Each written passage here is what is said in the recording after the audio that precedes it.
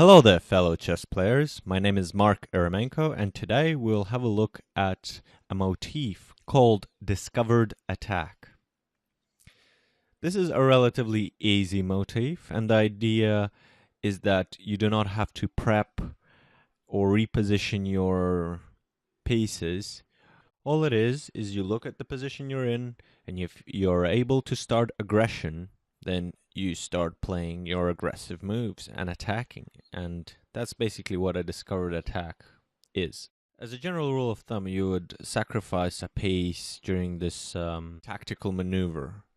However, you would either gain it back as a result, or gain a more significant material advantage as a result, or even checkmate your opponent, which is always good. Okay, so let's dive in, and we'll start by looking at this fairly simple example. So for those of you who want to try and figure this one out, just pause the video and see if you can find the winning move for white.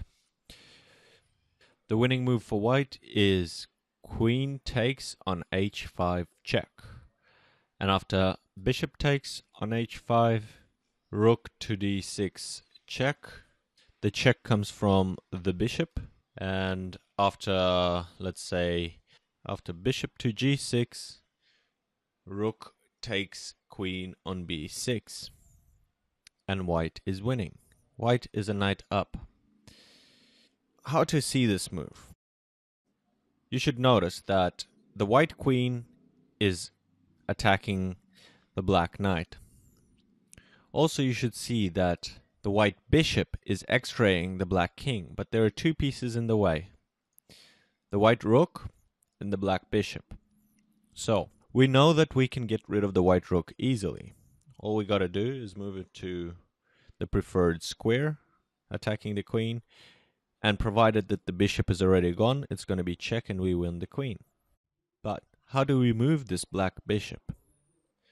Well, as you can see, a pretty simple way would be just to capture the knight with our queen. And even though we're sacrificing our queen, we know that as a result of this maneuver, we will win it back. However, we will have an extra piece. So, that is that.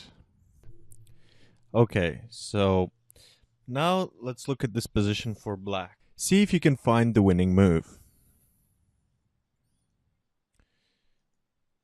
The first thing that we should notice is that the square f4 looks very, very good for the black knight.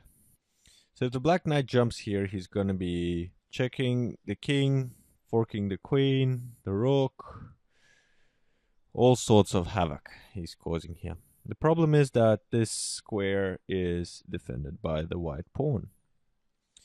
Now, let's take a look at the black rook on g file. It is x-raying the white king, meaning that if we move the black bishop and somehow manage to move this white pawn, the very same pawn that is defending the square f4, you see where I'm going with this? Anyhow, if we manage to get this black bishop out of the way and get this pawn out of the way, then the rook is going to be checking the white king. So if we were to take this black bishop out of the way, where would he go? He can take the rook on d3. Seems like a pretty interesting move. Okay, so now let's take a look at how this would actually play out. Knight to f4 check, forcing the pawn on g3 to take the knight, opening the king to our rook. Now I'll show you the most obvious variation, which would be bishop takes on d3 check, check coming from the rook. White has a few moves in this scenario, either to defend with the queen, but the best move would actually be to move the king. The black bishop cannot take the white queen because the white bishop is x-raying the black king. Therefore, the black bishop has to take the white bishop, and after that, check. As you can see in this position, black has a slight material advantage, a rook against a knight, and should be able to win this game. Okay, let's go back. So, after knight goes to f4, checking the king and the queen, and the pawn is forced to take the knight, in some ways I almost feel like it would be a better move to play bishop to h5 check. The check again comes from the rook, but this way the bishop is attacking the queen, and although the white bishop is still x-raying our king on h7, it is still currently blocked by the rook. So from here the best move for white would be to block with the queen. Should black capture with the bishop, white just does their usual thing, check, and after king moves, or however black responds, the white rook just takes the queen, and the game is again even. So after queen blocks on g4, we want to capture her without allowing the white rook to move. So we play rook takes on g4 check, and after pawn takes on g4, now we need to get our king away from the x-ray zone, which could be any move really.